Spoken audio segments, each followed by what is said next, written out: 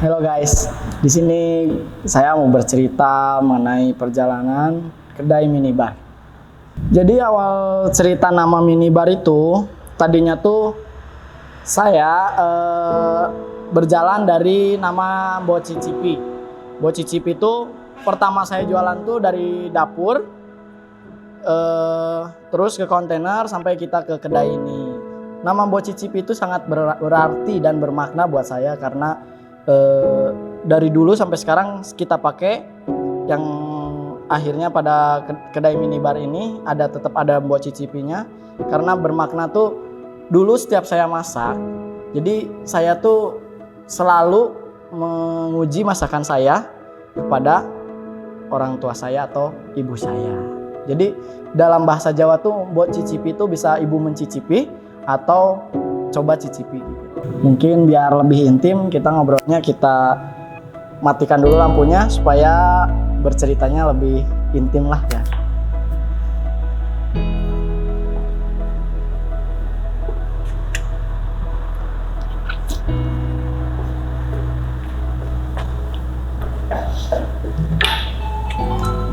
Oke, jadi awal mulanya tuh dulu Bo Cicipi itu dimulai dari waktu pas corona, kita yang kuliah itu harus pulang ke rumah dan gak bisa ngumpul di kampus, kita cari kegiatan.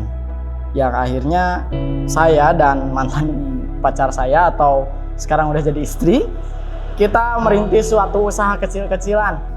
Ya berawal dari berjualan cilok bumbu, yang akhirnya pada suatu saat kita kepikiran, karena orang tua saya punya pabrik mie, kenapa kita nggak ngolah aja menu mie gitu, supaya dunia permian lebih bervariatif gitu. Kalau masalah tempat tuh dulu tuh karena kita keterbatasan budget untuk buka usaha di ruko, kita tuh dulu ngusung konsepnya tuh minimalis. Masyarakat tuh minimalis tuh mewah gitu, jadi pasarnya nggak masuk, padahal makanan kita murah, cuman looknya aja minimalis. Ternyata nggak masuk gitu karena dapat kesan mewahnya itu, yang akhirnya kita renovasi lah, kita warna-warni, kita kasih gambar rame.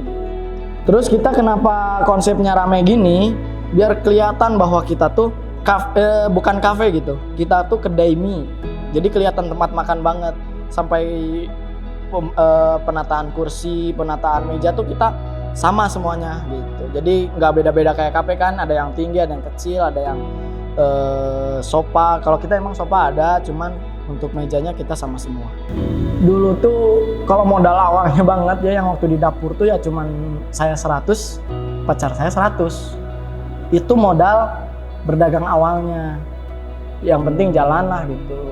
Nah akhirnya kan kesini ada keuntungan sedikit-sedikit dikumpulin.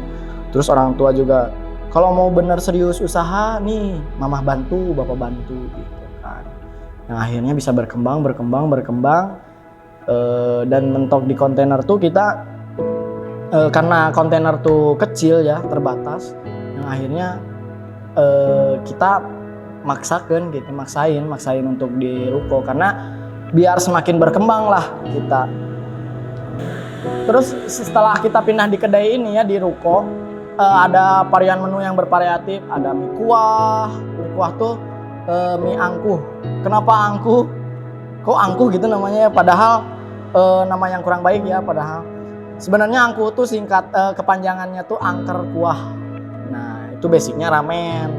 Kenapa saya nggak kasih nama ramen? Karena saya biasanya kurang pede karena ini ramen kok gini rasanya, takut gitu, jadi kita kasih nama aja sendiri gitu, mie kuah gitu, mie angkuh. Dan semakin kesini kita kan permintaan pasar juga banyak ya. Kebetulan buat bakmi yang menggunakan chili oil untuk daerah Ciawi itu kita pelopor utamanya. Mulai dari mie goreng juga kita mie angker pelopor pertamanya, mie kuah juga pelopor pertamanya, dan bakmi juga pelopor pertamanya. Makanya kenapa kita bisa eksis sampai sekarang.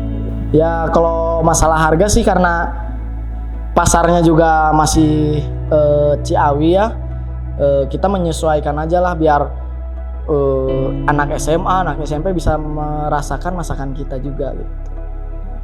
Jadi nggak biar menu-menu mereka tuh, jajanan mereka tuh bervariatif. Jadi nggak tiap hari seblak lah. Yang mau pedas tuh bukan hanya seblak gitu. Ada mie, ada bakso, ada mie ayam. Jadi banyak gitu yang menu-menu pedas tuh gitu. Jadi biar mereka tuh nggak bosan. Kita tuh udah HPP tuh udah besar gitu ya. Harga pengen murah gitu. Mau neken HPP biar kecil gitu, tapi kan rasa berpengaruh ya. Saya tuh pengennya enak, murah, banyak gitu. Biar semua merasakan lah. Semua orang tuh bisa merasakan masakan kita.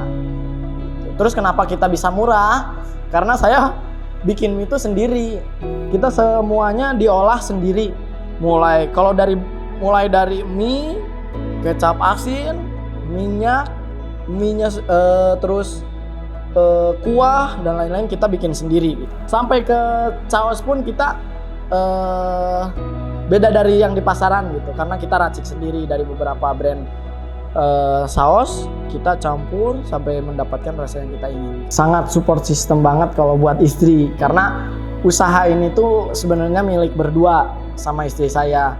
Jadi istri saya bagian pembukuan, pencatatan, akuntansi lah yang berkaitan dengan keuangan, pencatatan dan lain-lain.